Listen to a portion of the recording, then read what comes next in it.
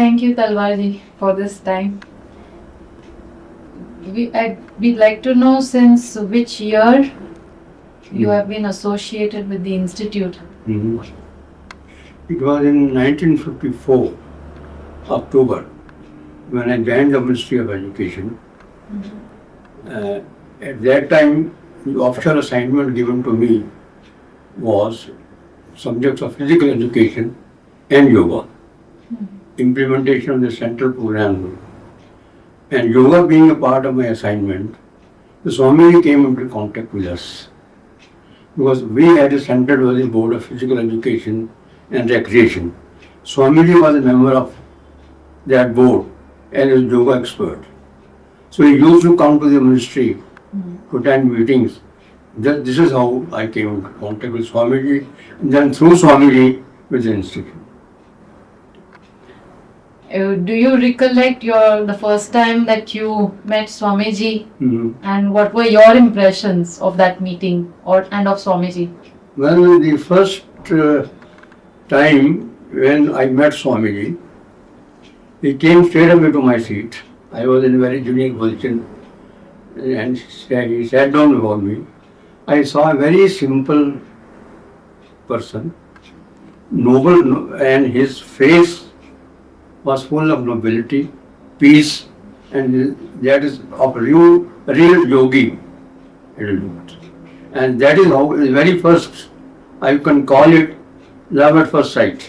I felt my affection or my humility, whatever you may call it, towards him, and he accepted me as my guru from the very start.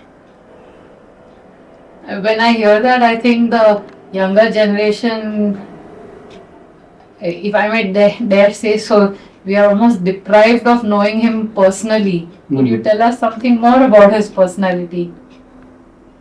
Well, the way you have been with him for so many years. Yes, I have been with him for almost about 12 years. He passed away in 1966. For 12 years, we were closely associated because he was member of a number of our committees and used to come for those meetings apart from that main board. Apart from that, then gradually the Kaivalyadhama also started getting financial assistance from the ministry. So we came much closer with each other. As I told you, I found him a person who has nobility on his face, grace on his face, and is very humble. In spite of having very high contacts, he had personal contacts with Pandit Jawaharlal. He had taught him yoga. He had personal contact with Raju by design, personal contact and very good contacts with Yashwant Chauhan, who was defense minister at that time.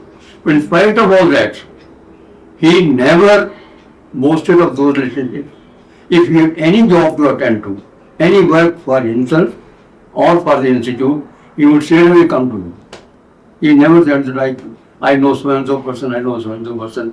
It is beyond my dignity or beyond my to go to a junior person. That is one thing. And other is, he spoke very softly. It was almost a whisper. One had to hear him very attentively what he is saying. He is sitting at even a short distance. One had to be very attentive what he was saying because it was just a whisper. He was so soft in speaking. I have never, in those 14 years, I have never found him, 12 years now, never found him shouting or in a bad temper. Never found him. Always very peaceful face and all quiet. Another incident which I may relate, he was a man of principles. There was a senior colleague of mine in the ministry. So he had a common friend. He was suffering from number of diseases, ailments. He had heart problem, he was diabetic, his eyesight was poor, and his many other all related problems he was suffering from. So he knew that I have some contact with Swamiji. So he was keen that I got a telephone one day from a friend of mine that so and so wants some help and he wants to meet Swamiji. I told him Swamiji comes only whenever there is a meeting, only then he comes. So as and when he comes, I will let you know and I will request him to meet him. He said, all right. Then he told him the same thing. But that friend of his was very restive. He was very anxious to meet somebody. So then I again got a call. I was told that he is very anxious to meet. Do you know any other yogi whom you can get in touch with? So I told him there is a yoga ashram in Delhi itself. And head of that yoga ashram is another yogi. If he wants, I can arrange a meeting with him. He said, all right. So I requested the head of that institution. I did not name him. Then he said, all right. He went to him. Then so happened after about a week or so, Swamiji happened to visit Delhi on some other, not government job, other job. So I requested him that Swamiji, there is a friend of mine, he wants to have some advice. Can I bring him? So yes, certainly. So I contacted my friend and told him Swamiji is here.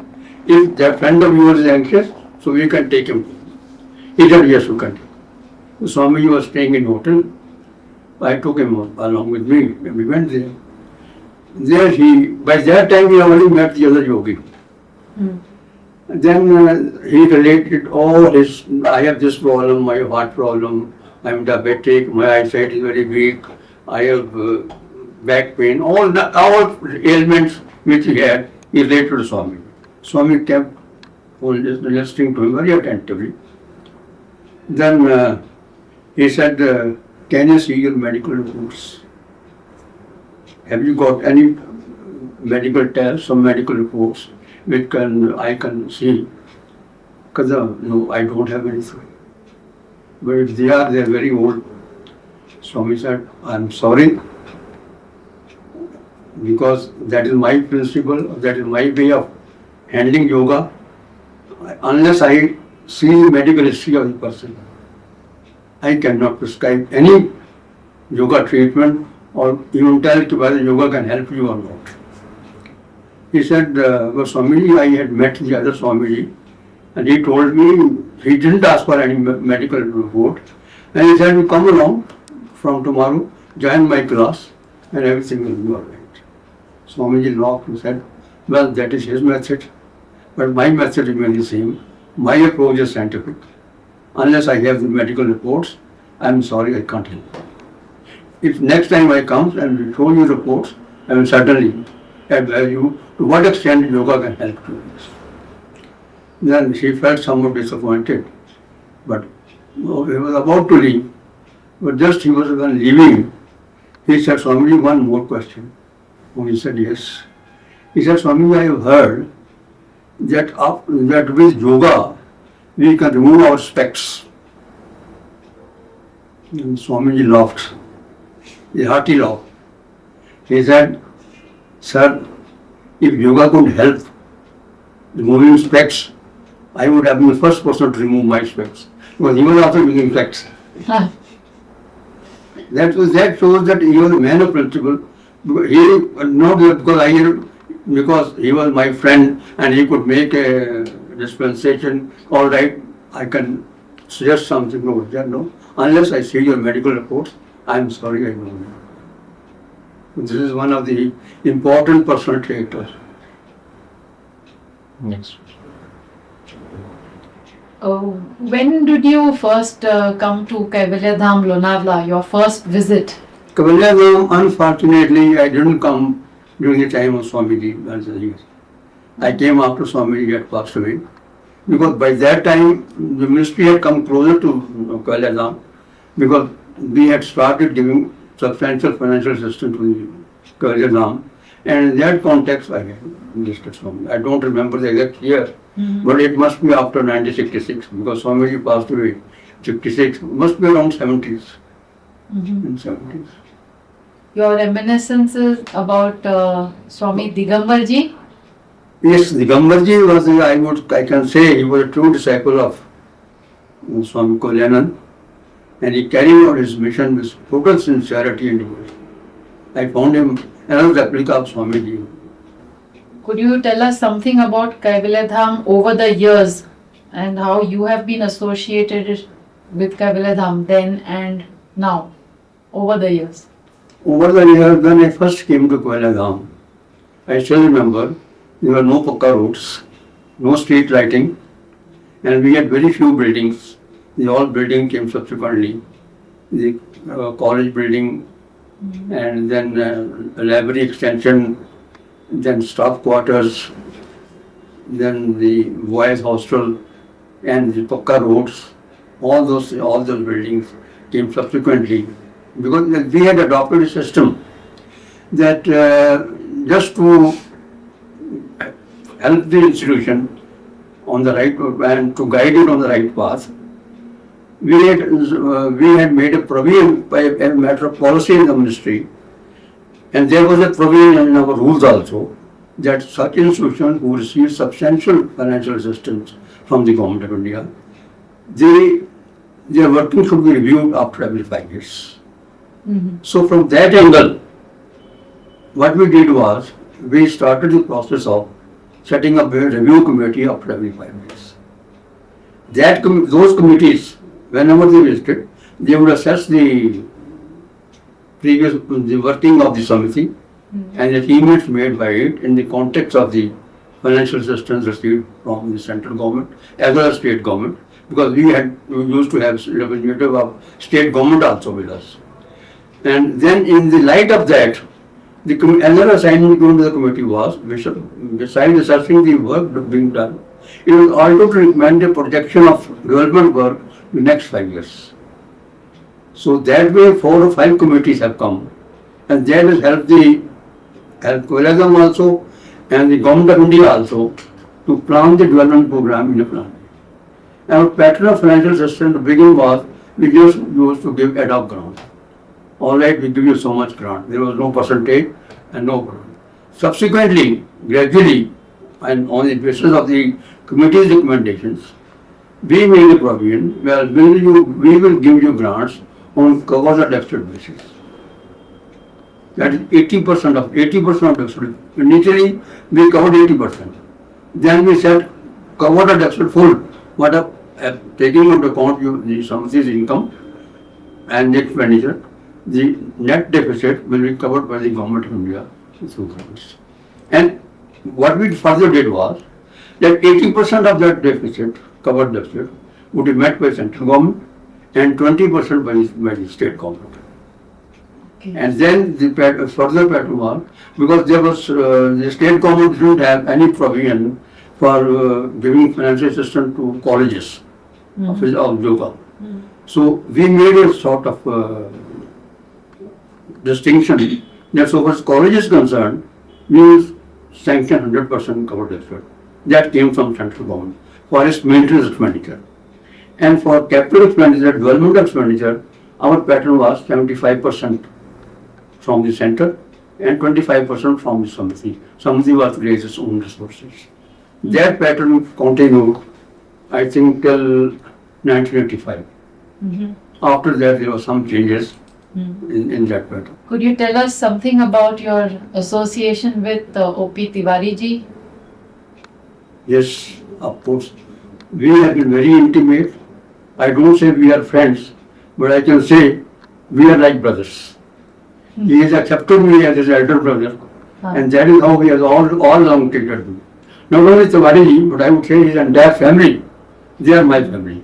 So whenever I come to Lonavala, I feel that I have come to my second home.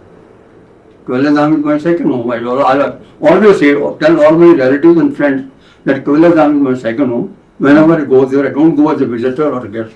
I go there as a member of the Kaivalyadhama Parivar. And Swami Tiwari ji, I must say, he has fully 100% carried out the mandate given by Swami Kuvalyananda in running the institution. He took his mission further. Could you tell us about Swamiji's vision and dream for Kaivalyadhama, and do you see it being fulfilled? Are we in the right direction? The Swamiji's dream was that this should be unique institute. It shouldn't fall prey to material things. For instance, any businessman says, I am giving you grant, you accept it blindly, he would not say that. He was, whatever grant I receive, or whatever support I receive, donation I receive, that must be fully accounted. Because one of his writings I had read somewhere, that somebody came to Swamiji much long before, and he said, Swamiji, I am giving a donation of rupees 10,000. Do something. Swamiji said, most welcome. But Swami said, she started preparing a receipt for this. He said, in whose name should I prepare the receipt? He said, Swami, I don't want any receipt. Because that was most probably black money. He said, Swami said, sorry, here is your money. And whatever money I receive from any source, each paisa is accounted for. So I am doing that. And his vision was that it should be his famous quotation, the yoga as a message for the entire mankind, irrespective of any religion. He didn't see yoga as a sort of manifestation of Hindu method of exercise or whatever. He said it's universal. His vision was to propagate yoga on universal footing. And very easily he could have also gone abroad. There were many opportunities. Yes. Even foreign experts had also come. And they were also requested. We never thought of leaving the country and going abroad for propagation. He said, my workplace is here in India. And his, still I feel the unique feature of Kaivalyadhama is that the approach is scientific. Yes. Its own method of using yoga asanas. The instructors or teachers, they have never said, do this asana can bring you this relief, this asana can bring you this. No, they would test it. Only after testing in the laboratories, only then they will say, yes, this is the treatment. What would be, sir, your message for Kaivalyadhama? My message for Kaivalyadhama is, especially for the present generation, that they should have developed more of dedication. They shouldn't think it only as if they are doing a job, as they are doing job anywhere, man does a job anywhere. They are doing a sort of sadhana. And they will true tribute to Swamiji if they become more and more dedicated to the cause and his message and the work of Kaivalyadhama. Thank you so much. Sorry.